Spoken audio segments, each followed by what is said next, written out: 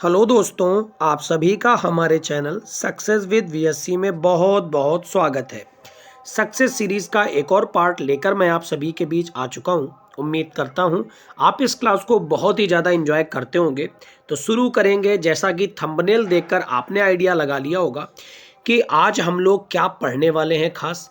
तो शुरू करते हैं आज की इम्पोर्टेंट क्लास को। आज की इस क्लास में हम लोग पढ़ने वाले हैं 3 टॉपिक। हाँ, 3 टॉपिक आज हम पढ़ने वाले हैं। कौन कौन से? चलिए अब हम देखते हैं कौन कौन से 3 टॉपिक पढ़ने वाले हैं। सबसे पहला टॉपिक जो है, जो आपके एग्जाम में बहुत ज़्यादा आता है, सबसे पहला टॉपिक है वरीयता क्रम। हमारे संविधान में वरीयता क्रम दिया गया है। वरीयता क्रम क्या होता है? यानी हमारे देश में जितने भी बड़े बड़े पुरोधा हैं, जितने बड़े बड़े पद हैं, आखिर उनकी वरीयता क्रम क्या है, वो कौन कौन से नंबर पर आते हैं। हमारे देश का सर्वप्रथम मुखिया किसे माना जाता है, सर्वप्रथम मुखिया के बाद कौन होता है। ये सारे प्रश्न अगर हमारे दिमाग में आते हैं तो आज सारे प्रश्न आपके क्लियर होने वाले हैं। चलिए शुरू करेंगे। इसके अलावा मैं आपको बता दूं, इस टाइम मेरी क्लास में आपको पीछे बहुत शोर सुनाई पड़ता होगा। असल में मैं जहाँ से वीडियो शूट कर रहा हूँ, जहाँ मैं रहता हूँ, जहाँ से ये यूट्यूब चैनल चलता है, असल में इस जगह पर भागवत कथा का पाठ चल रहा है, जिस वजह से बहुत ही ज़्यादा शोर शराबा रहता है।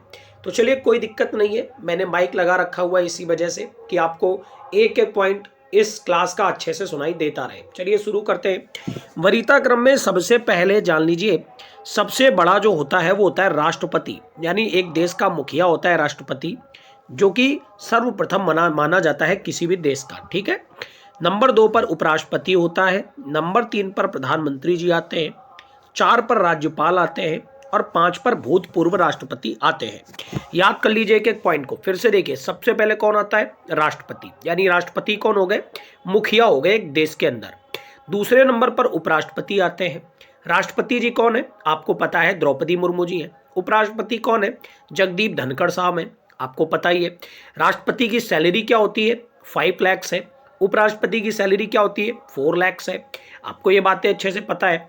राष्ट्रपति उपराष्ट्रपति बनने के लिए एज कितनी चाहिए होती है? 35 साल चाहिए होती है। आपको यह भी पता है।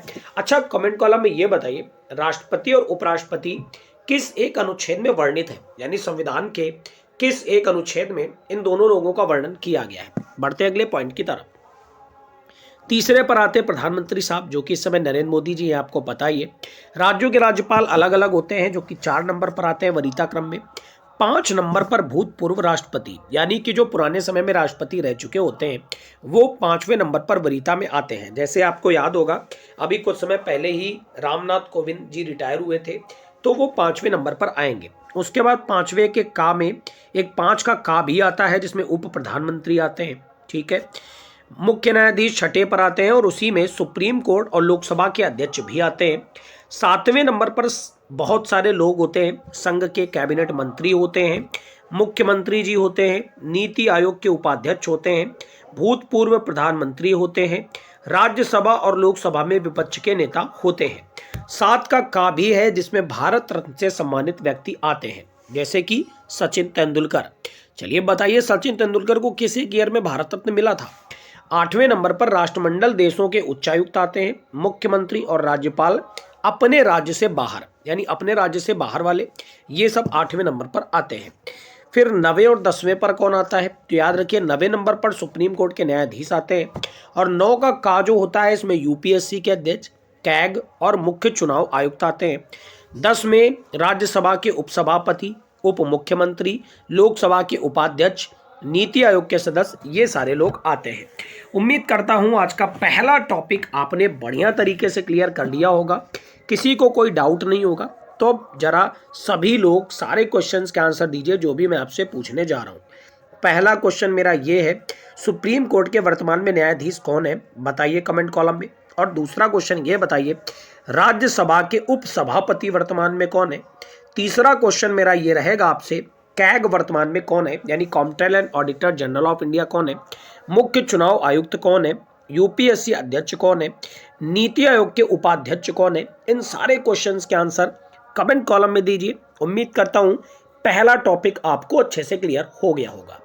10 मिनट की क्लास में मैं आपको इतने सारे क्वेश्चन कराता हूं, तो आपको उम्मीद करता हूं कि पसंद आती होगी class.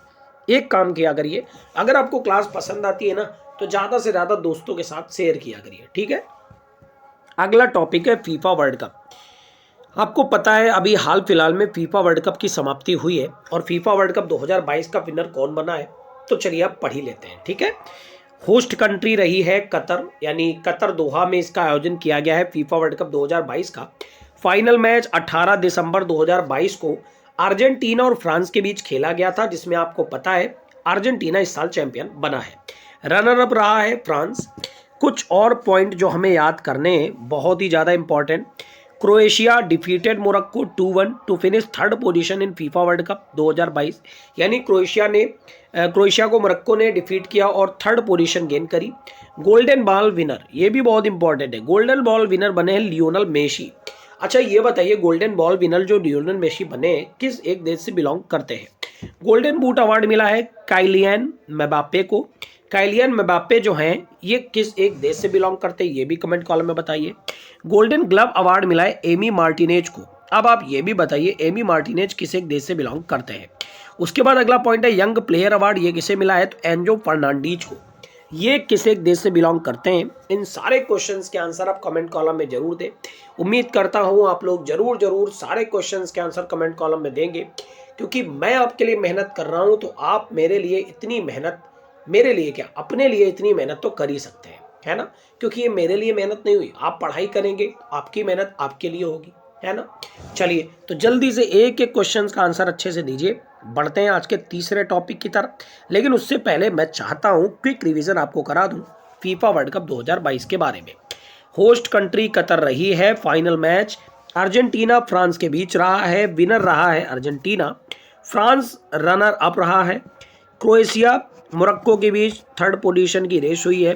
Golden ball winner Lionel Messi रहे हैं, किस एक देश से हैं बताइए। Golden boot award Kylian Mbappe को मिला है, किस एक देश से, ये भी आप बताइए। Golden glove award Amy Martinez को मिला है। Young player award Enzo Fernandez को मिला है। चलिए कमेंट कॉलम में इन सारे क्वेश्चंस के आंसर दीजिए कि आखिर इनमें से कौन कौन किस एक देश से बिलोंग करता है। बढ़ेंगे तीसरे टॉपिक की तरफ।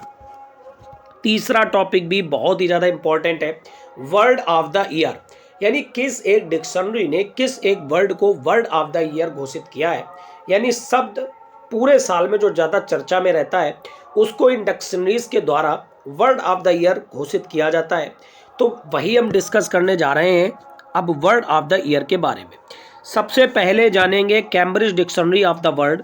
2020 में क्वारंटाइन रहा था, 2021 में प्रिजर्वेरेंस रहा था और 2022 में होमर शब्द रहा था, जो कि मैंने आपको डेली करंट अफेयर सुबह की क्लास में पढ़ाया हुआ है कई बार।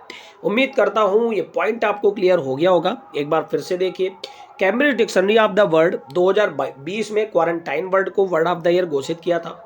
क्वारंटाइन क्या होता था, क्या आप जानते हैं? कोरोना के समय में नहीं क्वारंटाइन किया जाता था, लोगों को एक जगह बंद कर दिया जाता था, जब तक कि वो कहीं से आते थे तो कुछ दिन के लिए क्वारंटाइन किया जाता था।